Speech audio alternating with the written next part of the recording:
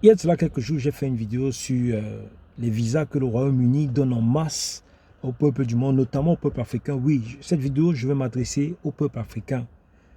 Cela m'a poussé à me poser la question, est-ce que ces visas que ce Royaume-Uni donne en masse aux Africains, est-ce que ça ne cache pas quelque chose de pas net derrière?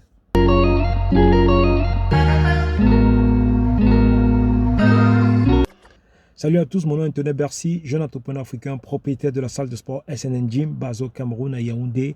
Ici, je suis là pour parler de business, d'entrepreneuriat, d'investir dans le sport, notamment dans tout ce qui est ouverture de salle de sport, parce que je suis expert en ouverture de salle de sport. Écoute, toi qui voudrais te lancer, n'hésite pas, laisse-moi un message, on verra comment est-ce qu'on pourra échanger. En prélude de cette vidéo, j'étais en train de parler des visas que le Royaume-Uni donne en masse au monde entier en ce moment, et notamment au peuple africain. Et comme je le disais, ça m'a poussé à me poser la question, est-ce que ces visas qu'ils donnent en masse en ce moment au peuple africain, est-ce que ça ne cache pas quelque chose de bizarre derrière? Parce que nous savons, n'oublions pas, que ces gens ne font rien pour rien, oui. Ces gens ne font rien pour rien. Et nous le savons tous. Quand c'était mauvais, ou bien quand c'était bon, on va commencer par là, quand c'était bon, vous vous rappelez, je sais que vous avez sûrement la famille, les proches, que quand ils allaient peut-être faire une demande de visa, ils revenaient souvent avec les chèques ou bien certains cachaient même de dire que oui, on a refusé de leur accorder le visa. Et qu'est-ce qui se passait? C'était toujours les refus, les refus, les refus. Après, vous avez peut-être une seule personne en passant comme ça qui avait pu obtenir son visa. Donc, c'était peut-être un visa avec peut-être une vingtaine de refus, un visa avec une vingtaine de refus, et c'était toujours le cas. Mais en ce moment, moi personnellement, comme je l'ai dit, je vous invite déjà, toi qui me regardes cette vidéo, je t'invite déjà à aller regarder la vidéo où je parle de comment les Anglais, le Royaume-Uni donnent des visas en masse aux Africains. Je le disais déjà que nous savons que ces gens ne font rien pour rien. Oui, ces gens ne font rien pour rien. Quand ils donnent quelque chose comme ça en masse, il faut se poser la question pourquoi ils arrivent à faire cela en ce moment. Vous êtes sans doute au courant et je pense que tous ceux qui regardent cette vidéo savent qu'il y a une guerre en ce moment du côté de l'Ukraine qui est en train de faire ravage, qui est en train de faire mal, qui est en train de toucher vraiment au plus profond de l'os toute personne caucasienne, notamment aussi africaine, parce que ces répercussions se répercutent dans le reste du monde et notamment de l'Afrique.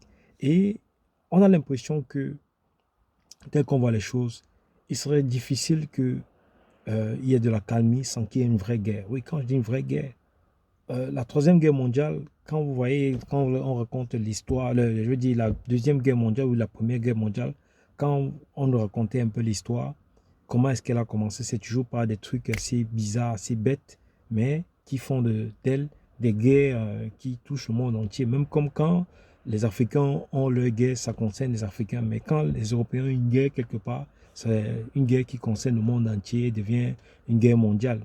C'est dommage, mais c'est la réalité du monde. Il faudrait aussi que les Africains deviennent puissants pour essayer de ne plus être téléguidés ou bien dirigés en fonction de comment ces Occidentaux se portent. Le jour où ils se portent bien, c'est tant mieux pour les Africains. Le jour où ils se portent mal, les Africains ont la répercussion de ce côté-là. Il est temps que les choses changent. Donc du coup, je dis, nous les Africains devons faire très attention. Oui.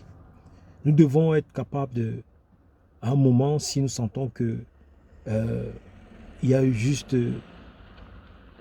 la petite étincelle, il faut être prêt à laisser tout et partir parce que la Troisième Guerre mondiale, on a presque envie de dire qu'elle est déjà en train de se dessiner à l'horizon. Dans combien de temps ça va déclencher, on ne sait pas. On n'espère pas que ça va déclencher d'ici là, mais il y a eu une première, il y a eu une deuxième. On dit souvent, jamais deux sans trois. Donc, je n'invente pas ce mot, c'est pas moi qui invente cette phrase.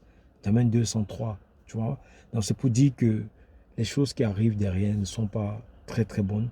Et le fait qu'ils donnent ces visas en masse aux Africains, ne soyez pas surpris que quand la guerre va commencer, ce sont ces Africains qui seront venus avec leur famille ici qu'on mettra devant pour pouvoir aller défendre. Parce que quand il y a toujours eu une guerre, c'est les Africains qui les envoient toujours devant. Imaginez-vous, on vous a donné les visas, vous, vos familles. Moi, je vous ai dit, je connais tellement de familles qui sont arrivés du côté de l'Angleterre avec femmes et enfants.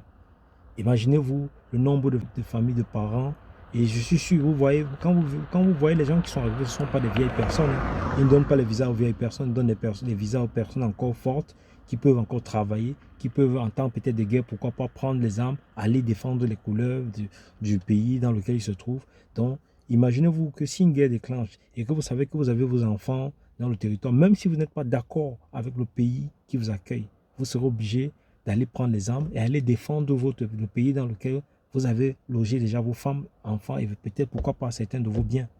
Donc, faisons très attention à nous qui sont contents, qui prenons les visas, qui sont contents de venir rejoindre l'Europe. Ça peut être un moment dangereux pour nous parce que ça peut se refermer autour de nous et on peut très vite se rendre compte que les visas qu'on était contents d'aller prendre pour aller vivre dans ces pays, notamment en Angleterre, je pense aussi que c'est le cas peut-être des autres pays en Europe. Ça peut se refermer contre nous et on se retrouve bloqué là-dedans. Vous avez vu un peu ce qui s'est passé en Ukraine quand la guerre a commencé.